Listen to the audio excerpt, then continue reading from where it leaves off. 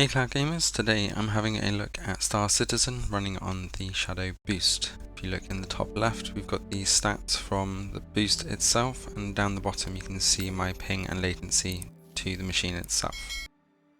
So it's split into quite a few sections, so first of all we're going to have a look at the Arena Commander. There's quite a few different modes in here, but I'm just going to do a simple Battle Royale. This is the kind of PvP arena but in ships. Now I only have a light freighter ship at the moment. That's the one that I got when I backed the game. Believe it or not, it's been 6 years. I will caveat this video with that this is still an alpha build. It is not production ready. I hope that they manage to do this soon. And they seem to be using the lumberyard system from Amazon, so I'm guessing it's built on a lot of the Amazon system. I do find it quite hard to use though. I am using mouse and keyboard. I'm sure with a HOTAS or just a joystick setup that this would be a lot better, but I do find navigating the ship with the mouse and keyboard really difficult. Now you do have the option to obviously look at your controls inside the ship, and the mouse and keyboard does come in quite useful for this. But overall, there is still a lot of work. You can see here that I'm hitting 50 frames a second, but CPU and GPU wise, it's really not doing a lot. So I think there's still quite a lot of optimization to do here. This is not a particularly graphic intensive map, apart from the fact that obviously there's a lot of asteroids and lighting effects. But 40 frames a second for the boost rig here, as it's really not breaking a sweat. I think they can do a lot better.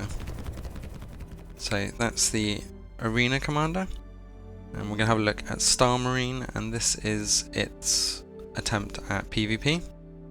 So this is your more traditional style PvP matches where you're just running around, and to be honest, this does look pretty good.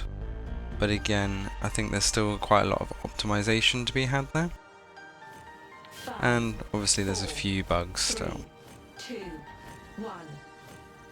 Start.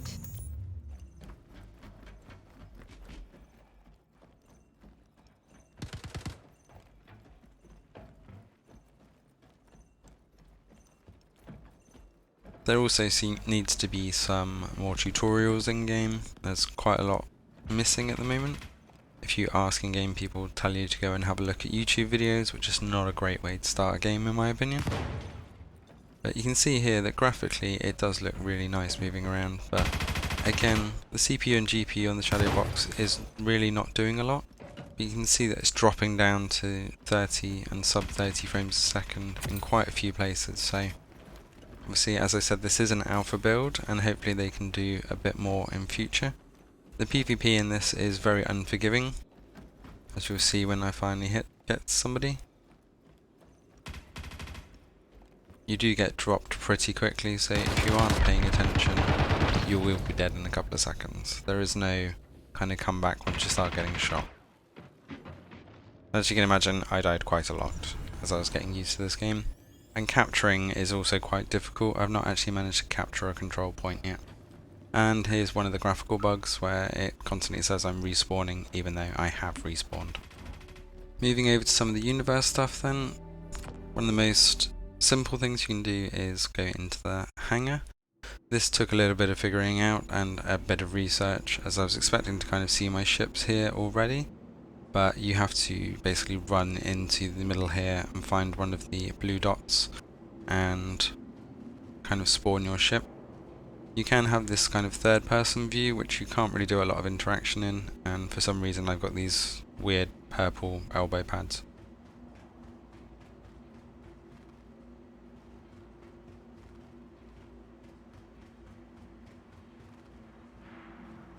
So you can see here, I'm just finding one of those points to spawn the ship on. And then you'll see the ship that I just spawned in the Arena Commander, which is the light freighter, as my freelancer was destroyed. while I was doing some playtesting.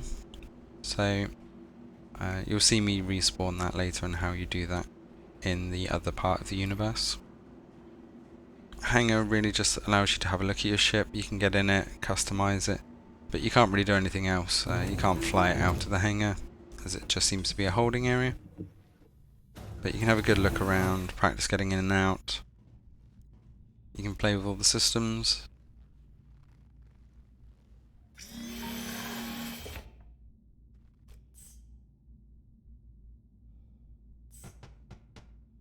Welcome to Roberts Space Industries.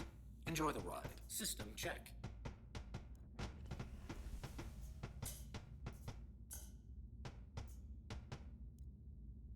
Weapons system is off.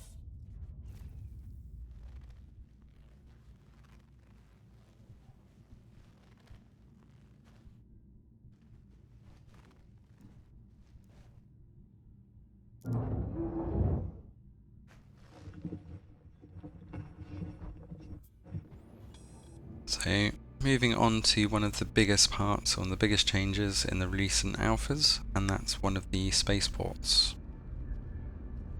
Now this was dubbed Area 18, but now it seems to be called Stanton Spaceport. You always seem to wake up in the same bed, however the location that you come out of is different. You'll notice that there's lots of random character models. A lot of them seem to just stand up when you go past, whether they're sat down or not. None of them are really interactive. Some are frozen in certain positions at the moment, but it gives you a kind of idea of some of the random characters that are being worked on. Again, the graphics look good, but you can see that my frames are dropping here right down into the single digits. So still a lot of optimization to be had. Now, this could be dubbed a running simulator. To get to my ship here, you do have to go on quite a trek. You can see there how big the spaceport is. So I'm just going to go straight through to the metro and to the spaceport so I can actually take off my ship, just to show you that. This metro system is quite long and arduous. If you do get the wrong platform, you could spend 10 minutes riding around in a circle trying to get back where you were. And that has happened to me. So you can see here, I actually saw another player getting onto the metro, and again, kind of graphical glitch there. I don't know if that's intentional, of the way their gun kind of goes off their back and hovers above them. You have to use these interaction menus to kind of sit down. But you do get to see the scenery once you're kind of out of the stations, and it does seem to be real time, so unfortunately, if you are going quite a long way on the trains, you will be sat in these kind of on this system for up to 5 minutes between stations. So I sped up getting here, and I'm going to speed up the train ride as well.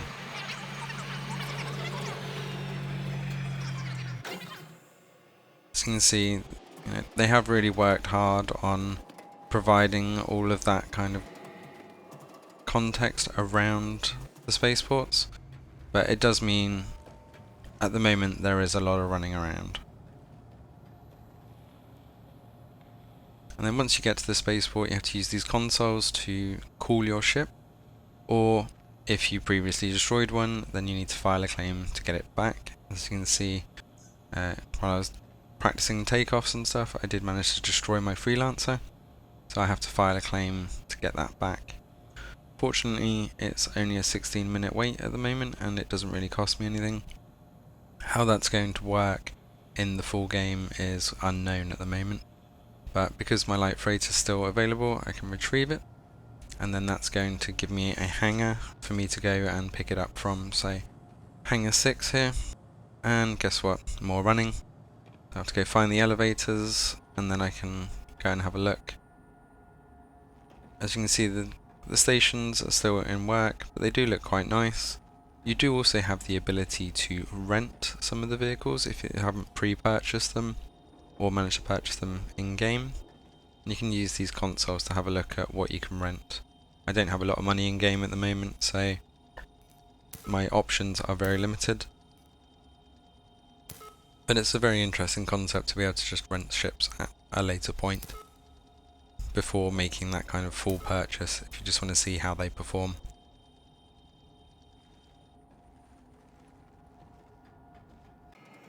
So I will go and take the elevator to my ship.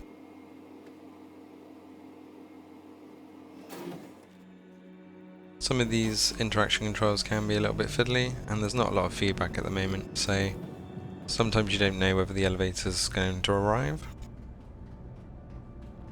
And there we can see my ship in a closed hangar. First mistake I made trying to take off is not getting permission to take off, and therefore just crashed straight into the ceiling.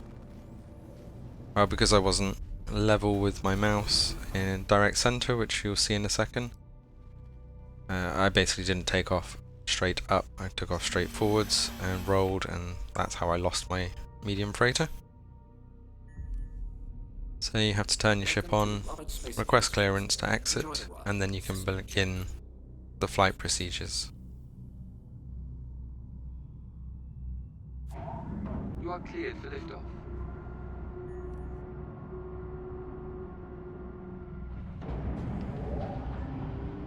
Obviously, although I'm cleared, I need to make sure that the hangar actually opens. Otherwise, as I said, it's a very short trip. So this is just going to go through the takeoff procedure, and you can see some of the world from a slightly higher point of just this section, and then I will start leaving the atmosphere to go into space. And it's, you know, a very big universe. I'm only just scraping the surface here. So it'd be very interesting to see how this develops over the next few years. It's been in development 6 years now. I was one of the original backers of this project, so it's been very interesting to see it progress over this period, and I can't wait to see how it progresses in future. Shadow Boost handles this very well, so I can only hope that once they optimize it further, it will be even better. Thanks for watching. Don't forget to hit that subscribe button to stay up to date with the latest from Cloud Gaming Extreme.